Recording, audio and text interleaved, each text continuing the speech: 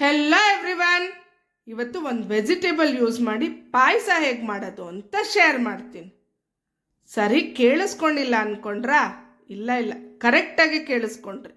Vegetable use ಮಾಡಿ ಪಾಯಸ, sweet recipe. ಇವತ್ತು use ಮಾಡ್ತಿರೋದು ಗೋಬಿ, ಕಾಲಿಫ್ಲವರ್. ಇದು ಮಾಡೋದು ತುಂಬಾ ಸಿಂಪಲ್. ಯಾರು ಬೇಕಾದರೂ ಮಾಡ್ಬೋದು. ಮಕ್ಕಳಿಂದ ದೊಡ್ಡವ್ರಿಗೆ ಯಾರಿಗೆ ಕೊಟ್ಟರೂ ಇಷ್ಟಪಟ್ಟು ತಿಂತಾರೆ. ಇನ್ನೊಂದು ಸೀಕ್ರೆಟ್ ಏನಂದರೆ, ಇದು ಯಾವುದರಿಂದ ಮಾಡಿದ್ದು ಅಂತ ಯಾರಿಗೂ ಗೊತ್ತಾಗಲ್ಲ. ನಾನು ಸುಮಾರು 3/4 kg ಗೋಬಿನ ಬಿಸಿನೀರಲ್ಲಿ ವಾಶ್ ಮಾಡಿ ಈ ಥರ ಪೀಸಸಲ್ಲಿ ಕಟ್ ಮಾಡಿ ಇಟ್ಕೊಂಡೆ. ಪರಮ್ ಕೂಡ ಡಿಸ್ಟರ್ಬ್ ಮಾಡ್ತಾ ಇದ್ದಾನೆ. ಆಂಟಿ, ಇದರಿಂದ ಗೋಬಿ ಮಾಡಿ ಸ್ವೀಟ್ ಮಾಡಿದ್ರೆ ಅಜ್ಜಿಗೆ ಮಾತ್ರ ಕೊಡಬೇಡಿ, ಅವ್ರ ಡಯಾಬಿಟಿಕ್ ಲೆವೆಲ್ ಜಾಸ್ತಿ ಆದರೆ ಅಪ್ಪ ನಿಮಗೆ ಬೈಕೋತಾರೆ ಮನೆಯಲ್ಲಿ ಅಂತ. ಗೋಬಿನ ಈ ಥರ ಚೆನ್ನಾಗಿ ತುರ್ದು ನೋಡಿ. ಬರೀ ಮೇಲ್ಗಡೆ ಪಾರ್ಟ್ ಮಾತ್ರ ತುರಿಬೇಕು, ಈ ಸ್ಟೆಮ್ನ ಹಾಗೆ ಉಳಿಸ್ಬೇಕು. ಅದನ್ನು ಬಿಸಾಕಿದ್ರೆ ಅಂದ್ಕೊಂಡ್ರ? ಖಂಡಿತ ಇಲ್ಲ. ಅದನ್ನು ಸಣ್ಣದಾಗಿ ಹಚ್ಚಿ ಆಲೂಗೆಡ್ಡೆ ಹಾಕಿ ಪಲ್ಯ ಮಾಡಿದೆ. ಈಗ ಒಂದು ಬಾಣಲಿಗೆ 2 ಸ್ಪೂನ್ ಎಣ್ಣೆ, ತುರಿದಿರುವಂಥ ಗೋಬಿ ಹಾಕಿ ಚೆನ್ನಾಗಿ ಹುರಿಬೇಕು.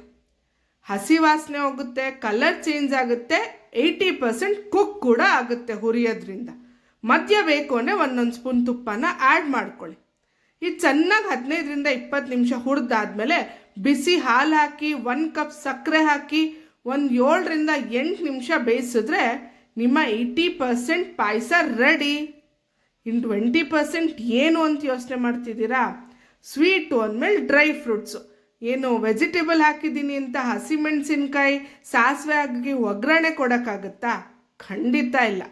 ಡ್ರೈ ಫ್ರೂಟ್ಸ್ ಹಾಕಲೇಬೇಕು ಸ್ವೀಟ್ ಅಂದಿದ ತಕ್ಷಣ. ನಾನು ಎಲ್ಲ ಥರ ಡ್ರೈ ಫ್ರೂಟ್ಸ್ನು ಸಣ್ಣದಾಗಿ ಹಚ್ಚಿಟ್ಕೊಂಡಿದ್ದೀನಿ. ಇದು ಒಂದು ಸಪ್ರೇಟ್ ಬಾಣಲಿಲಿ ಸ್ವಲ್ಪ ಜಾಸ್ತಿ ತುಪ್ಪ ಹಾಕಿ ಡ್ರೈ ಫ್ರೂಟ್ಸ್ ಹಾಕಿ ಚೆನ್ನಾಗಿ ಹುರ್ಕೊಂಡೆ.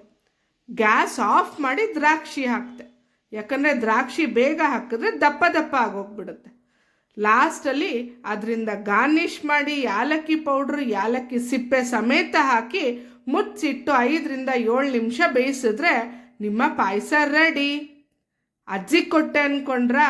ಖಂಡಿತ ಇಲ್ಲ. ಪರಮ್ ಆಲ್ರೆಡಿ ವಾರ್ನ್ ಮಾಡಿದ್ದ. ಹಾಗಾಗಿ ಅಜ್ಜಿಗೆ ಪಲ್ಯ ಕೊಟ್ಟು ನಾನು ಪರಮ್ ಅವರಮ್ಮ ಸ್ವೀಟ್ ಎಂಜಾಯ್ ಮಾಡಿದ್ವಿ.